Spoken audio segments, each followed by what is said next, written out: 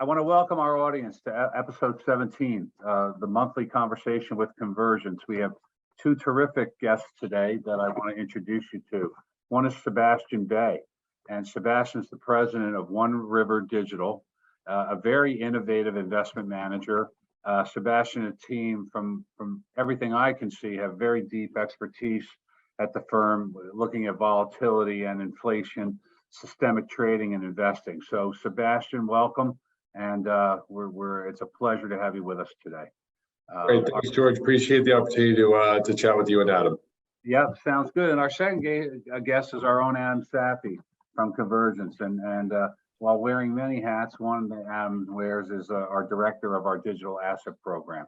So we are working with both, really with asset managers and allocators and service providers on kind of the whole digital asset world. So Adam, thank you for making the time and joining us today. Thank you for having me. All right, well, let's get started with Sebastian. And Sebastian, I think for our audience, I was hoping you could spend a couple minutes just on One River, right? A little background on the firm, what you built, what you're building, what your outlook is, and what have been some of the early success factors from your perspective. Sure. So yeah, a little background on One River. So One River is a institutional asset manager. We have about $2 billion of assets under management, about 40 people. Today we're in Greenwich. We're moving to Stanford at the end of August as we grow, which is great. In terms of products and what we've tried to accomplish for clients, it really is around delivering unique diversification at a high level. So that manifests in things like volatility funds, whether it's long vol or market neutral,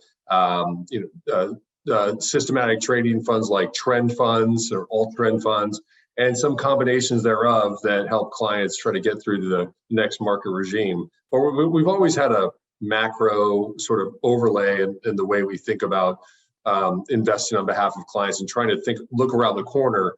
And in terms of how we got into crypto, it was just that process of looking around the corner and kind of trying to worry about what might happen next on behalf of our clients. So back in 2020, when we saw this co-joining of monetary and fiscal policy in a way that we thought was possible, but maybe not even probable, and the amount just really unique in the U.S.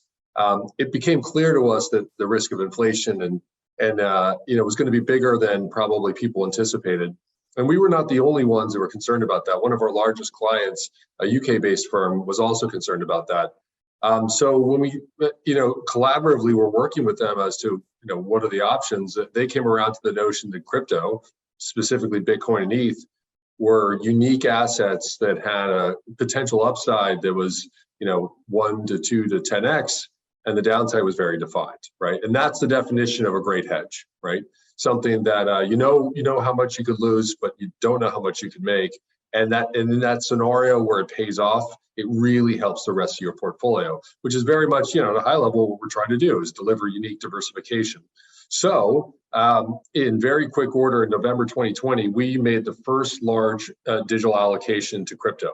So we did $600 million on behalf of this one client. So that's into mostly Bitcoin with a little bit of ETH, when Bitcoin was around 15,000 and ETH was around 425. Now, if you look back at what the prior cycle just had, the returns were very robust. So we were able to crystallize over $1 billion of gains and return that back to our clients. Now, most asset managers don't like redemptions, but when you can have a redemption of that magnitude because you've helped a client make that much money, it really does help build a big business. So on the back of that, we created One River Digital, which is a subsidiary where we now operate all of our crypto activities. And that has been really exciting. We've done a Series A with Goldman and Coinbase. We built out an investment team. We've built out some investment products. And we've got some great advice, like folks like Jay Clayton, who's a former chair of the SEC, leads our advisory board. So that's a really quick pass through One River and One River Digital. We're excited to be here, and then hopefully we can at least give a little insight as to what we're seeing in terms of markets and client behavior and what we think is next. And then just one follow-up on that, and that's a really quite a start and story. Did you, the separate subs, so you carved out Bitcoin and crypto into separate funds? Is that how you did it or do it today? So at the time, in November, we had a client fund of one where we had the mandate we were given the mandate to go and make this transaction, and so we did. After that happened, well, let me just back up a little bit. So One River, as an asset management firm, had a phenomenal 2020 before the big crypto trade. In March 2020, when things really were quite perilous, everything worked at our firm, right? The long vol funds made a lot of money, the trend funds made money, and all the alpha products were very durable. And so we promised risk mitigation, and we had delivered it. And it was clear our business had some momentum, and we needed also some help to kind of branch out. So in October of 2020, we actually closed a transaction where Brevin Howard bought a significant portion of our firm, which was a great opportunity for us to get the endorsement value of a firm like Brevin Howard and to work collaboratively where it made sense for both of us in terms of where we would fit into their existing client relationships and that sort of thing. Now, Mr. Howard of Alan Howard, as it turns out, ended up becoming, and now it's now far more well known, is one of the most prolific TradFi investors in crypto, right? So after Brevin had bought a piece of us, and then in November we went and made this very large transaction for our UK-based client. We went back to Alan with the okay of that client, and said, "Hey, Alan, we've just entered this new asset class through this trade, which is still very secret." And he said, I think that there's going to be a lot of activity like this, and it was his idea and Eric Peter's idea at the time that we probably had the brand and the trust to make a go of it in a dedicated subsidiary in One River Digital. So it was actually partly Alan's advice to keep it separate, because many clients are interested in crypto, but the interest is very different than actually having approved it and allowing it in their portfolios. Yeah. So the suggestion was made then by Mr. Howard, and we agreed that it would make more sense that for anything on a go-forward basis, we would actually do it in a subsidiary. So we created a subsidiary in December of 2020 called One River Digital. Yeah, that makes a lot of sense. So Adam, how did you meet Sebastian? Just curious how you guys bumped into each other. So Sebastian and One River actually sponsored a meetup called Crypto Mondays, which is a decentralized global community of people that share a passion in blockchain and cryptocurrency. And they host meetups all over the world, and normally there's a sponsor. So I actually met Sebastian in Greenwich. I think it was back in January. He had Michelle Noyce from AMA. And every month since then, there was another great speaker, Jerry Brito from CoinSetter, Caitlin Long from Custodian Bank, and Colin Butler from Polygon. That was the last one that they had. So Sebastian always said it at every meetup, ask for help if you need it and provide help if you can. And so when I thought of somebody to kind of bring on for a crypto podcast or a digital asset podcast, I couldn't think of anybody better. No, well, that's good. That's good. Everything I read about those Crypto Mondays, it's just becoming more popular, right? And I think summer's a good time for that too, right? So, so let me move to my next question, Sebastian. So, it's this I'm sure you hear it in spades where people think, crypto's a fad, right? And it's not here for the long run, and it's like a SPAC maybe, but what's your view? How would you talk about this not being a fad? Your views on why not, the use cases, we know it removes friction in the market and things like that. But I'm interested in your kind of thoughts to the naysayers on this whole topic. Sure. I think that if something's a bubble and it pops, right, it never comes back, right? So let's look at the history of Bitcoin. It's had quite a number of cycles, and it keeps coming back, and we keep seeing new highs in each one of these cycles, right? So we were knocking on the door of 70,000 this time around. People thought maybe we would go to 100, but if something is truly a bubble, it usually pops and it goes away, right? And I think if you just observe that fact that this asset class, if you just narrowly focus on Bitcoin and you look at the price history, and then you also look at the growth of the number of wallets, so people that have a Bitcoin wallet, you can see that it is continuing to kind of grow cycle to cycle, right? So those are facts. Now, you might not use Bitcoin, you may not care about Bitcoin, but you have to recognize that the network is continuing to grow, right? Despite this price volatility. And that is a super powerful observation, because we all know from technology that at the end of the day, it's all about the network, right?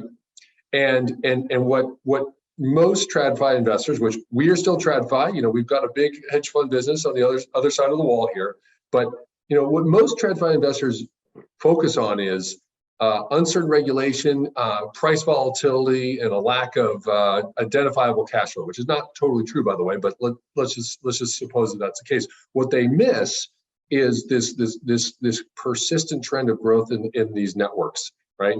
And so they don't ask themselves, why are all these people signing up for these wallets? What are they doing? They don't even ask those questions. They basically look for the reason to say no.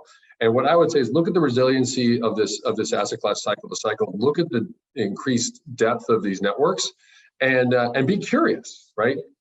Because with the naysayers, so in every other asset class, when there's a naysayer, they're just negative, but usually it's because they haven't done much work, but they're willing to do it.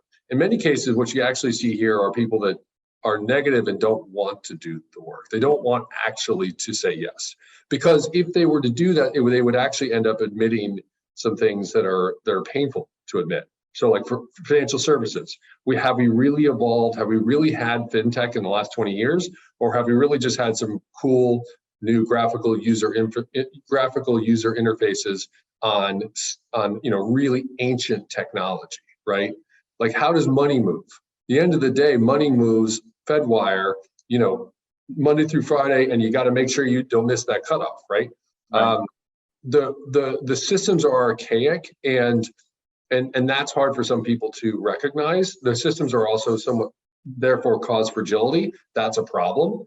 And so the people that I think the next segment of naysayers are going to flip positive are going to do that because they're going to actually look at crypto as a way to solve some of our problems in financial services, and we're excited for that next segment. Yeah, no, I think that's well put. How about for our audience, launching a new fund, right? I'm just interested in in your thoughts on what does it take, right? And what were some of the challenges you found when you launched these funds, that others could potentially learn from, right? Sure, it takes help. And it takes patience and perseverance. Everything is a little bit more difficult and less certain when you are going about to try to do trading activities with crypto in funds. And so what we have found is that it's doable, but you really need great legal advice, right?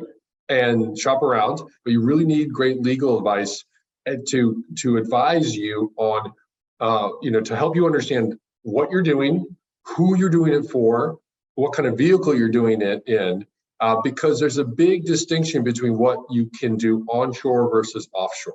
There's there are areas of the gray areas or areas that haven't been determined. So, for example, you may talk to some legal resources and they tell you that you have a big risk of ECI if you're actively trading crypto in a fund. Other lawyers will say maybe not, right?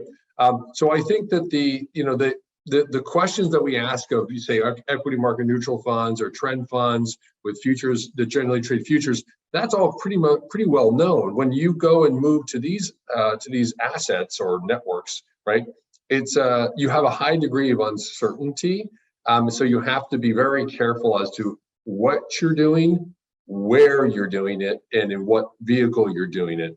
And so you're seeing movement to the Bahamas as an example. I would just caution people to say you're going to need help, you're going to need patience, and this is going to take a little bit more time than you would expect. But the other side of it is, just like in traditional markets, if it's harder to do, it's more painful to do, then it's probably more inefficient on the other side.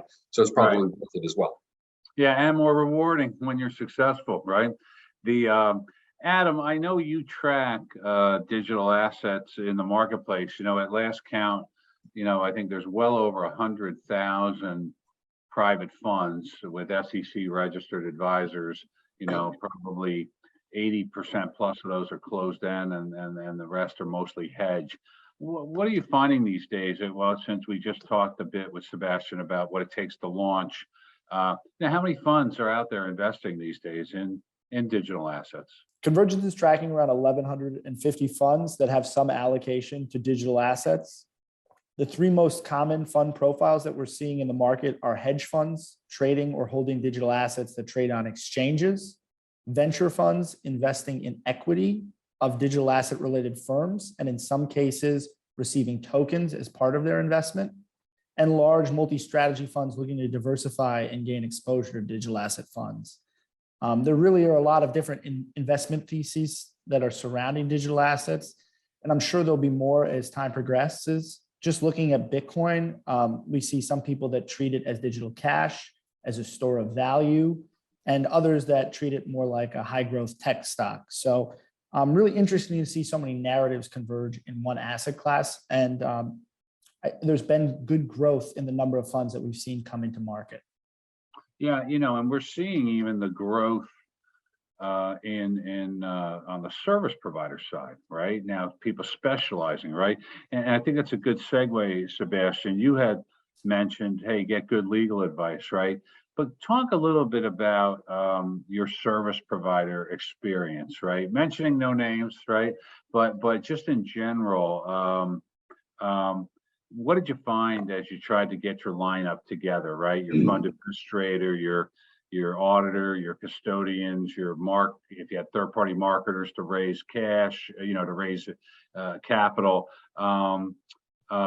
Curious what you came across, what you kind of had to, what kind of hill you had to climb there.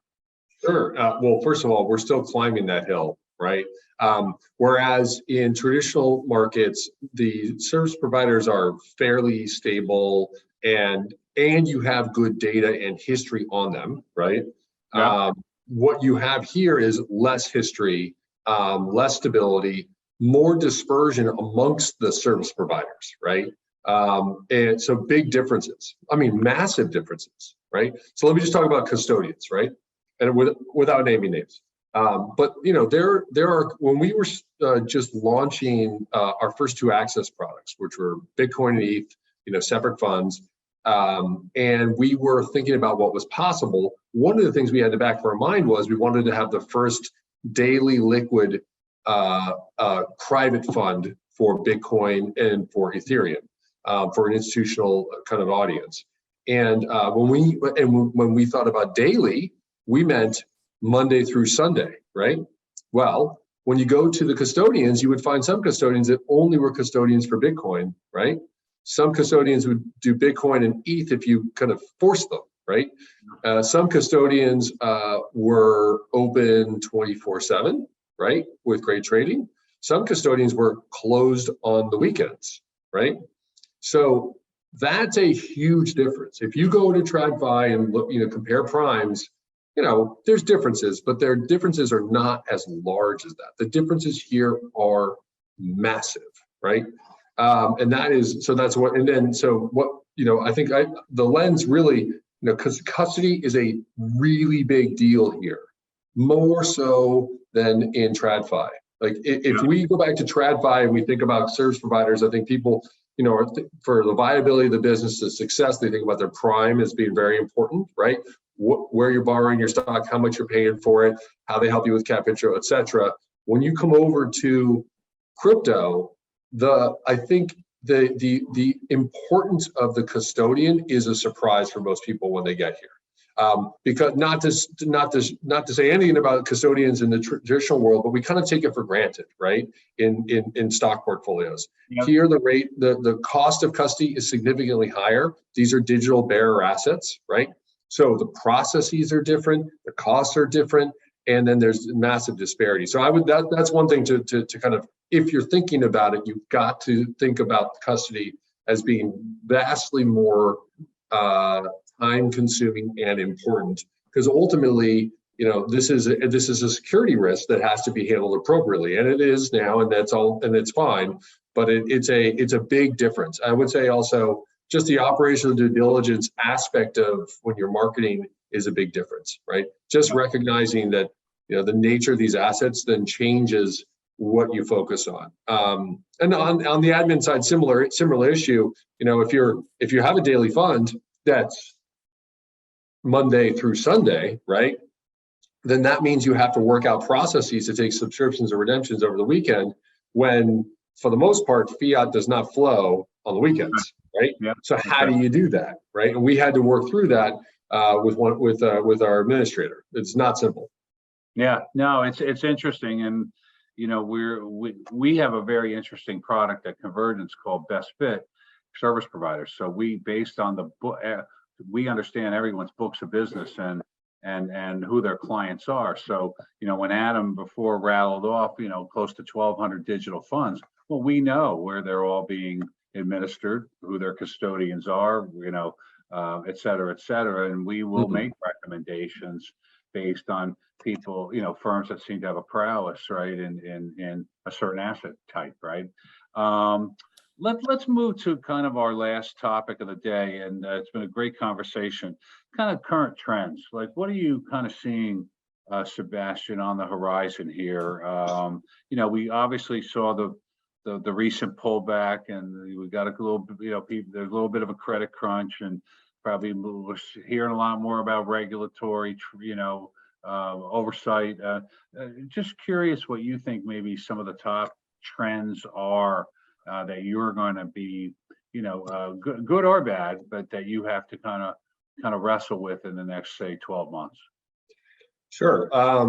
Look, I think just to pause and think about what happened, right, and what's going to happen next. We think this is a critical moment, and it's a great moment to be investing both in the firm and in the assets, because we're really excited about what's going to come next. But what's going to come next is going to look a little bit different than prior cycles, right? So if we think back to prior cycles, what were they? In basically every case, in every prior crypto cycle was unregulated, right? I mean, there was a little bit with, futures, but basically all of these prior cycles have been, for the most part, unregulated cycles. And they've had some similarity, right? Which is driven by retail investor behavior, right? And if we think about what we just exited, we did see institutions come in, but we really saw that they were really hedge funds for the most part, right? And there was the aspect of centralized leverage, which went horribly wrong, right? Now, if a hedge fund loses money, in general, the regulators are not terribly worried about that. What they're worried about is financial stability, and that continues to be a focus. But there hasn't been a lot of evidence that the stablecoin market at its current size is really driving any question of financial stability today, right? So what has happened that the regulators are going to care about is the damage done to retail investors, right? Yeah.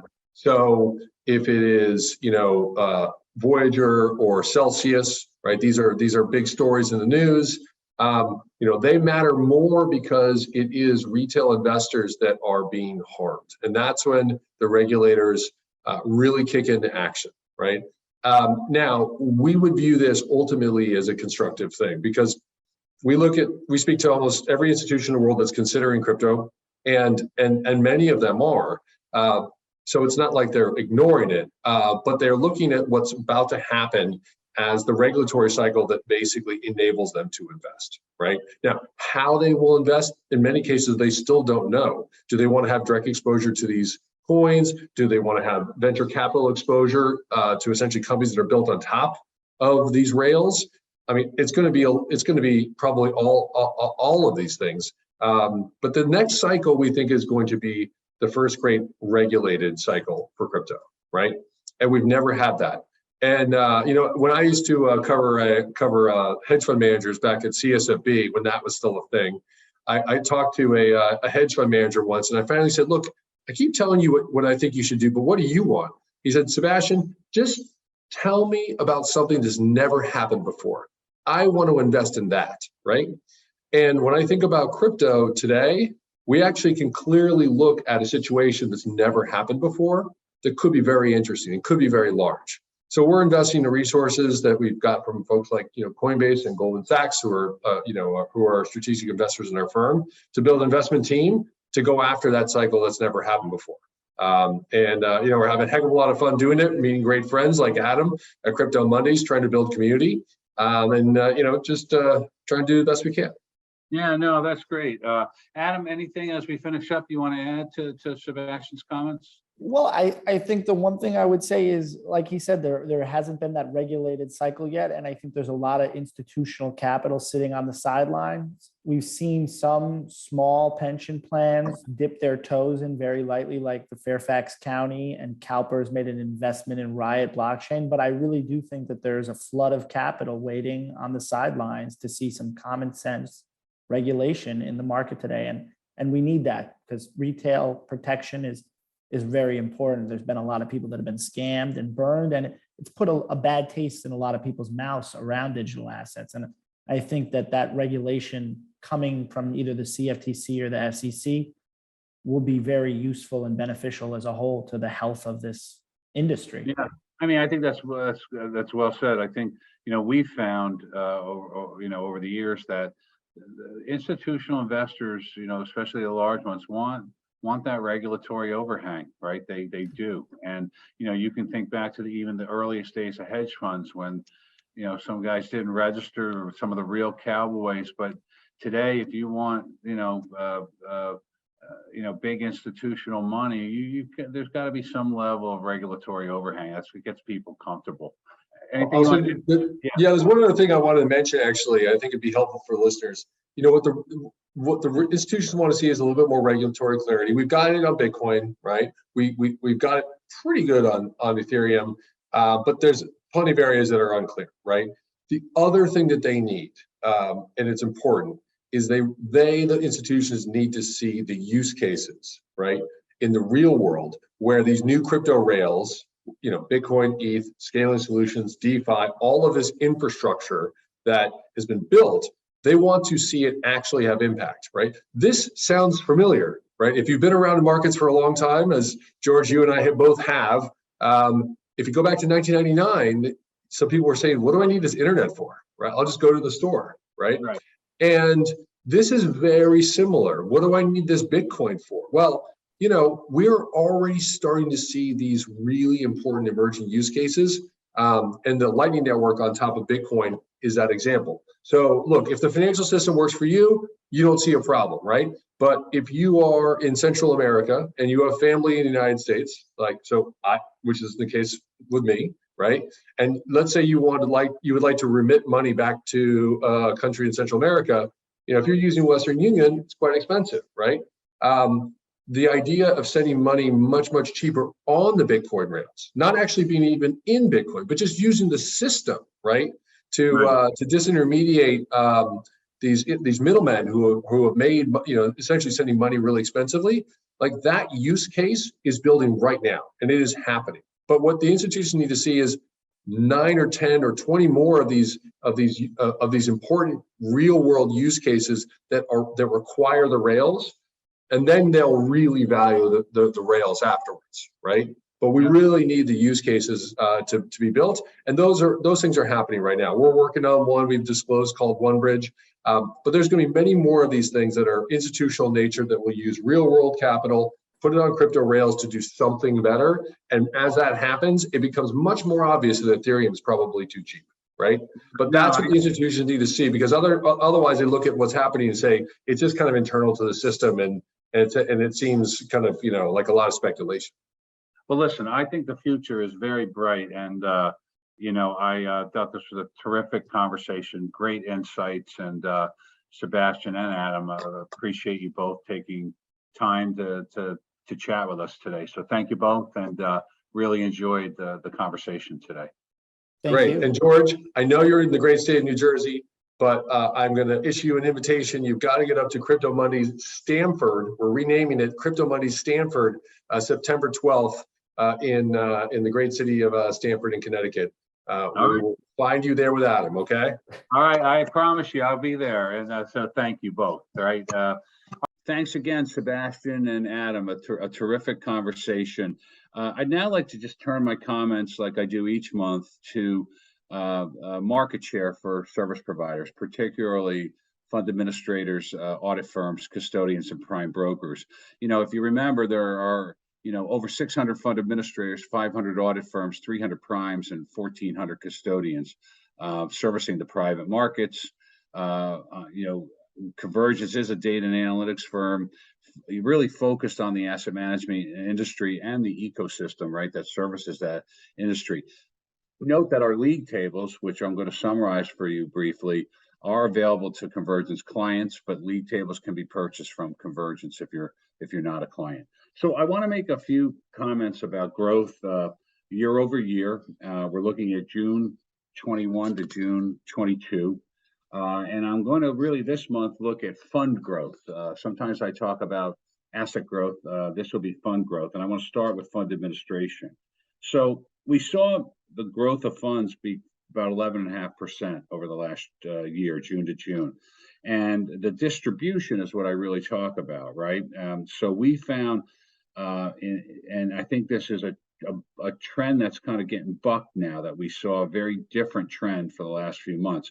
So that 11.5% growth, we actually saw fund administrators 1 through 5 grow at 21%. So almost double the market growth. We saw administrators 6 to 10 grow at close to 10%. So they kept very much pace with the market. And then we saw admins 11 to 25 growing at 18%. So certainly better than the market. And all other admins, 26 and on, actually lost funds, about 4%. So clearly we're seeing continued domination in the top 25, but the top 5 really have had a terrific fund growth year. Switching to audit and assurance practices, that same 11.5% growth, we saw the big 4 grow about 7.3%. What I think is astounding is we saw auditors 5 to 10 grow at almost 25%, and auditors 11 to 25 grow at about 30%, and all other auditors grow at about 8%. So clearly, there is a very significant development with auditors, 5 through 25, extremely significant growth, and 2 and 3 times the market growth. So that's an interesting trend that you can talk to Convergence about. Let me go to prime brokers. So when we look at that fund growth at prime brokers, a little more evenly balanced and distributed, right? We saw prime brokers 1 to 10 grow a little over 4%, 11 to 25 grow pretty close to 7%, which is interesting. 11 and beyond growing more than the top 10. And then we saw all other primes growing pretty close to 10%. So year over year, a better distribution on the prime side than what we saw on the audit and admin side. And then lastly, custodians. When you look at that 11.5% growth, we saw some really interesting stats here. Custodians 1 to 10, so the top 10 grew at about 10%, so pretty much at the market. Custodians 11 to 25 actually did not grow. They actually shrunk about 2.5%. And then all other custodians grew at very close to 8%. So, there's an interesting phenomenon that we can talk about, and our league tables do provide some insight and color commentary on why we see some of that growth and different distribution. So another month in the hat. I want to thank you all for joining us. I again want to thank Sebastian Bay and Adam Safi for being 2 terrific guests on a really great topic, digital assets. And I will see you all in the month of August. This is George Evans. Thanks again for joining me.